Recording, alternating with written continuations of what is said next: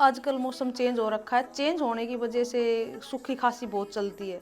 तो सूखी खांसी के लिए एक एक्यूप्रेशर पॉइंट है, वो आपको अप्लाई करके बताते हैं। हमारी इंडेक्स फिंगर के ऊपर जो फर्स्ट नकल है उसके जस्ट ऊपर, यहाँ इधर दिखाइए, पेन पेंसिल या हाथ से भी ये point 30 time clockwise, 30 time anti clockwise करेंगे। 1 मिनट का गैप लेंगे, फिर क्लॉकवाइज, फिर एंटी क्लॉकवाइज, ये 3 टाइम अप्लाई करेंगे।